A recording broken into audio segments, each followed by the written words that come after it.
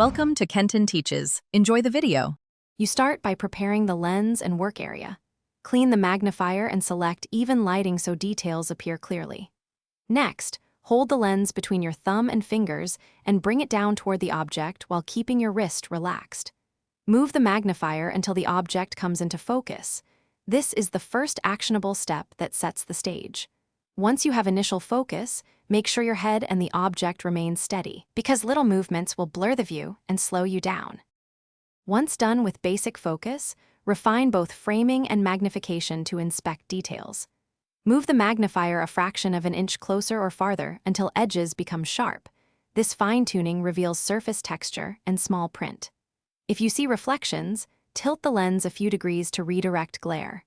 For higher magnifications or longer inspections, stabilize the tool with 2 hands or rest the handle on a support. This reduces tremor and prevents eye strain while you study the area thoroughly. Finish by scanning the entire area methodically, moving the magnifier line by line so you miss nothing. As you go, make short pauses over important features to commit observations, and then back away to reassess the overall view. If the image stays soft, clean the lens, adjust light angle, and repeat focusing.